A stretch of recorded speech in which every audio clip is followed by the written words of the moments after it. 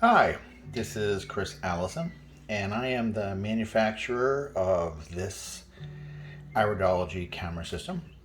And I'm in the process of making a couple of videos. This one here is going to be primarily focused on the stand and what we need to know about the stand and how to operate it appropriately. And so first what we'll do is we'll come in and we'll take a look at the legs. Now those legs are two parts. There's the bottom part here and top part here. They're screwed together here. They're also screwed into the bottom of the stand, or the bottom of the stand here. And then we have the face mount. This is the chin will go here.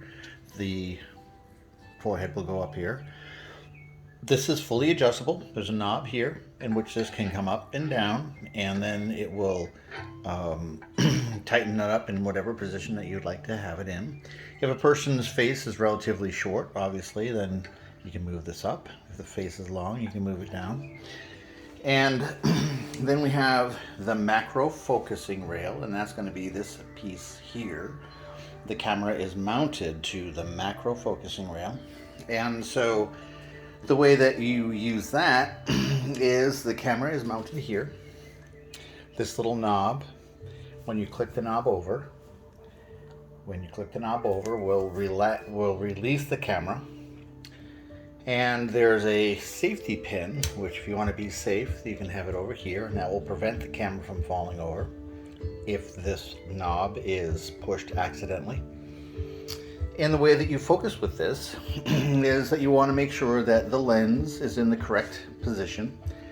The correct position is in manual focus. Now, how you determine whether it's in manual focus is this collar right here. So when you pull the collar towards the face, you'll see there's an AF that shows up.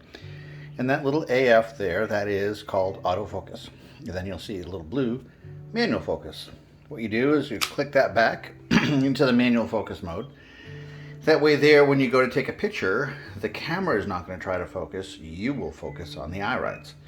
Now, the other thing you'll notice is that when you turn the collar, the lens will get shorter and longer, shorter and longer. And so what you want to do is you want to make sure that the camera lens is as long as that can go. And that will be the position that it stays in. And the way that you focus, normally on a camera, you might focus here, or you put it in autofocus and let the camera focus for you. Unfortunately, or fortunately, in iridology, the settings are so tight and we're so close that we get to focus manually with this little knob right here. You put that collar in manual focus, make sure the lens is as long as it can be. And then in order to focus on the irides, what you're going to do is look through this little viewfinder here. And as you're looking through the viewfinder, you'll have your left hand on this little knob. You'll move the camera towards and further away from the irides until you are in focus. Now sometimes, this is a very delicate process. It might take just the tiniest little movement to actually create that perfect focus. But that's the way you do that. Now, when you've taken the one eye, you're going to want to move the camera to the other eye. You do that with this knob right here. Now this knob, when you move it, moves the camera this way and that way. So you can get the camera and the lens absolutely perpendicular to the person's eye that is looking through the lens. Now, what you're going to want to do is suggest that the person who is sitting there getting their shots done, that they will look directly through these two lights right here. These are called the focusing lights. They're a little bit bright, but they illuminate the irides.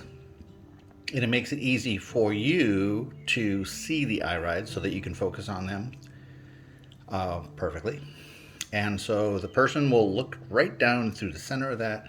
You will align the camera up to their eyes so that it's absolutely perpendicular, and then you can take the shot with the button right here. The flash will flash and you will see on the LCD what the image looks like. I'll oftentimes do a couple just to make sure I get one that's really good. And then there is setting up the stand itself. there are 2 screws, one here and one here, that mount from the bottom underneath. There's an Allen wrench that comes with the setup that will allow you to install the screw. And so you'll notice that right here, this macro focusing rail is a little bit further away from the edge of the plate than the face mount. So that's something that you want to pay attention to. The other thing is that when you're putting it together, this aluminum anodized rod is on the backside towards you, and this area, this anodized rod right here is going to be towards the back. This is towards the front, and the way that you move the camera up and down, if you need to, is with this knob right here. Now, so there's a couple of knobs you want to pay attention to. This is one of them. This will move the camera up and down. And then there's this knob. This knob here creates a little bit of friction. So if you don't have any friction on it, when you move it up, it's just going to move back down again. So you'll put a little bit of friction on it, you move it up. You want a little more friction, now you move it up, and it will stay there. And that's that. Is there anything else regarding the setup?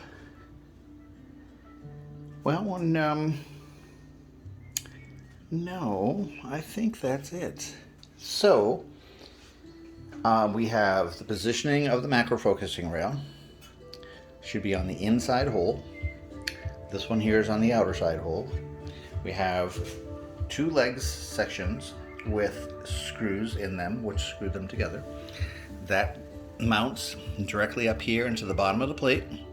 If you notice here, I don't know if you can see it or not, but there's a little screw here and also here to hold the macro focusing rail and face cradle in place. And so there you go. So I hope this was educational, and you have a wonderful day.